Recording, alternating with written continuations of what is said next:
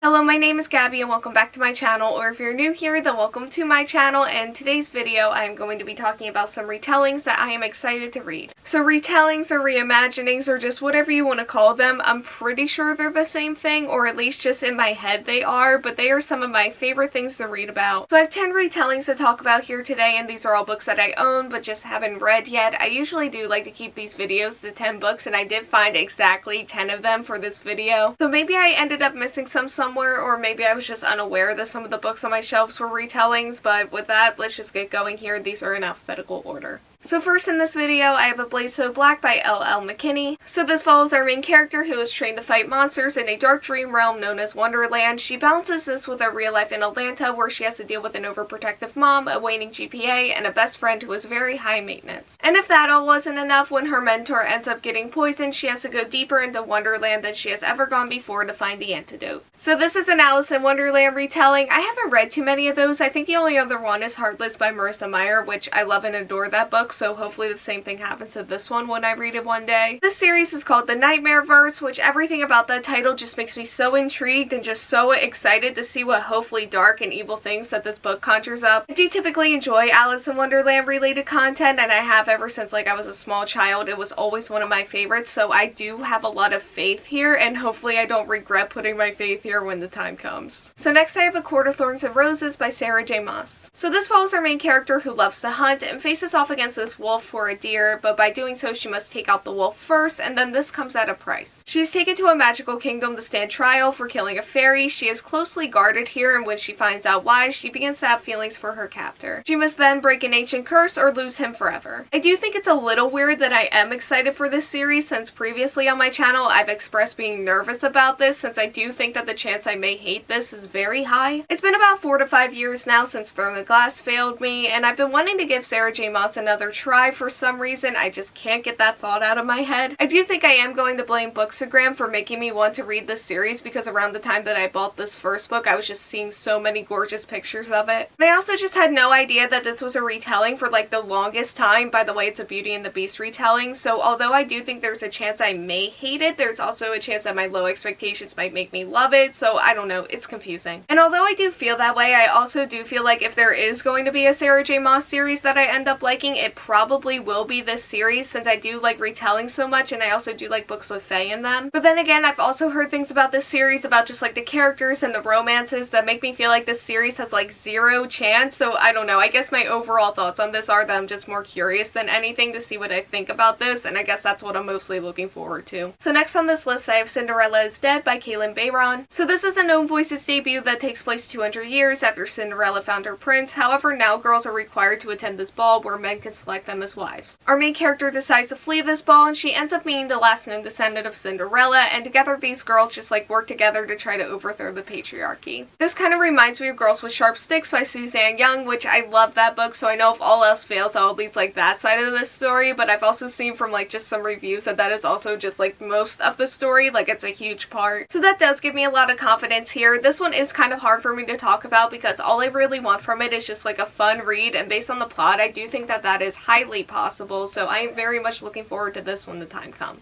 So next I have Forest of a Thousand Lanterns by Julie C. Dow. So this follows our main character who the stars say is destined to become Empress if she embraces the darkness within herself. To do so, she must reject the man that loves her and also exploit her magic, which is fueled by eating the hearts of those who have been recently killed. The god who sent her on this journey will not stop until his power is absolute, and our main character must figure out if the price of the throne is worth it. So this is one that I'm super excited about, since it explores like the more villainy side of things, I feel like, since it is an Evil Queen reimagining. So that's mostly what I want here. I want villainy, or at the very least morally grayness. I don't think I'm going to like this if they try to make our main character too heroic. I'm also just really interested in the gods in here and just the magic system in general. It all just sounds so dark and twisty, and I love it. I will say that I definitely do have very specific expectations for this book, which I know can be dangerous, but at this point these expectations are just like way too established in my mind to turn them down, so I guess we'll just see what happens in the future with this one. So next I have Incendiary by Zoraida Córdova. This follows our main character who works with a rebel spy group known as the Whispers. When the commander of her unit is taken, our main character will do anything to get him back since he is the man that she loves and also the only one who makes her time with the Whispers bearable. To do this, she has to infiltrate the palace undercover, and she discovers a family secret there that could change the fate of the entire kingdom forever. So this is a reimagining of the Spanish Inquisition, and it's also like the only historical fiction related book in this video, I feel like, but the whole reason I wanted to do this video in the first place was so I could finally talk about this book on my channel. This is just one of those books I have a very good gut feeling about. Is it the pretty cover? It's possible, but also just the story itself sounds like something I typically like. Like, I like things with core politics and rebel groups. I have already envisioned in my mind just like 1,000 times just me giving this book 4 or 5 stars. My gut does say 4, but I want to add a 5 just for like optimism. So this one will definitely be a hard one to accept if it ends up disappointing me, so hopefully that doesn't happen. So next I have Pride by Ibi Zoboi. So this follows our main character who has pride in all of her roots, however that pride may not be enough to save her rapidly gentrifying neighborhood from becoming unrecognizable. A wealthy family moves in across the street and our main character wants nothing to do with them, as she especially cannot stand one of their sons. So overall this just basically follows our main character. She like tries to find her place in her rapidly changing landscape. So this is like a modern Pride and Prejudice reimagining. I did read Pride and Prejudice back in high school, kind of. I don't think I ever finished it, and I definitely don't remember that much of it, if any at all. So basically in conclusion there, it was not a great time, but I'm thinking this one does have a better chance since, like I mentioned, it is more modern and it covers some more interesting topics, I feel like. I do feel good about this one, even though I maybe should be a little hesitant because of my original Pride and Prejudice experience, and honestly just thinking about like that story and just like my life at that time, it just makes me feel tired. So I am definitely hoping that this one gives me some better feelings and better memories for sure. So next I have Sea Witch by Sarah Henning. So this follows our main character Evie, whose best friend drowns, and ever since that day she has been an outcast in her own small town. A girl that looks like her best friend shows up one day, and even though this girl denies it, Evie believes that magic has brought her best friend back from the dead. However, her friend does have secrets, and Evie has to use her magic to save her friend's humanity and also her prince's heart. So this is a retelling of The Little Mermaid, which again, it was one of my favorites when I was a kid, and once again, this one seems like it's more focused on the villainy side. Now, I am not sure how villainy this book specifically is going to get, but I'm hoping that if I get past this first book, then maybe in the rest of the series, I'm not sure how long it is, but maybe somewhere in the future, I would like to see this side of the character explored. I mean, it's an Ursula origin story. It has to at some point, right? I have had a really good experience with Ursula retellings in the past, for example, Language of Thorns by Leigh Bardugo, and I do like books that are like set near water and deal with water creatures, so I am really interested in seeing what this book brings to the table. So next I have The Dark Descent of Elizabeth Frankenstein by Kiersten White. So this follows our main character who is taken in by Victor Frankenstein. This gives her an escape from her otherwise miserable life. As the years go by, in order to keep her new life, she must manage Victor's temper and depravity. The world that she knows is being consumed by darkness, and she will do whatever it takes to survive. So I read and loved both the Anti-Darken trilogy and also the Guinevere Deception by this author, and after I gave the Guinevere Deception 5 stars, I was like, maybe I should pick up her Frankenstein book too, so I did. This is another one that sounds dark and twisted, which is mostly what I'm looking forward to here. When the time comes, I am also going to be keeping an eye on Kiersten White's writing because I thought it was really gorgeous in the Guinevere Deception, so I'm curious to see if I feel the same way here. I am expecting a lot from this since the other books I have read from this author have just been such strong reads for me, so on one hand that scares me, but on the other I do think that there is a trust that is here. But if that trust is broken and I end up not having a good time with this, that is where things could go really bad for me, and I just really don't want that to happen for this book. So next I have The Goddess Test by Aimée Carter. So this follows our main character whose mother is dying and her last wish is to move back to her childhood home, which basically means that her main character has to start from scratch at a new school. She then meets this guy who claims to be Hades of the underworld, and he will keep her mother alive if she passes his 7 tests, and by doing so she will also become his bride and a goddess. So we have Hades and Persephone here. I do typically like that dynamic, which I know from just like learning about in school. I don't think I've read anything that dives into that yet, so this will probably end up being the first book to do that for me. I am reading purely for the romance, which is definitely a slippery slope for me since I have really bad luck with book couples. So having something that typically makes or breaks books for me be in like such a position of power is definitely concerning, but I am giving this a chance because like I said, I do like that dynamic, so theoretically the feels should be there, but I just never really know. But they should.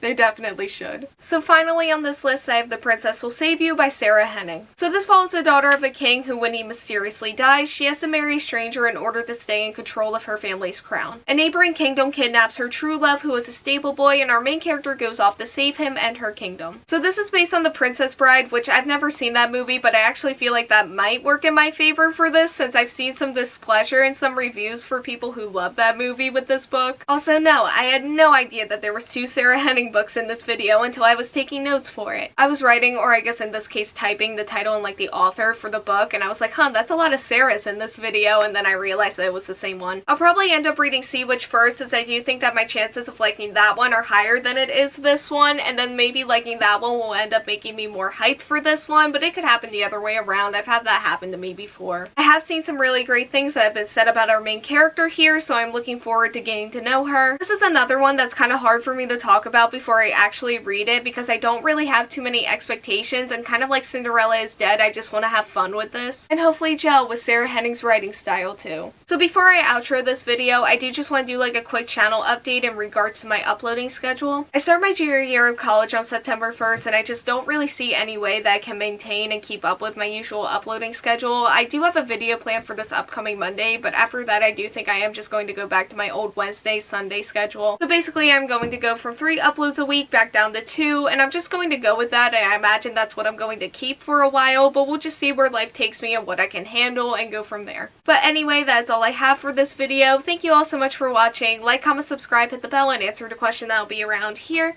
if you want to do that, and hopefully I will see you here next time. Bye!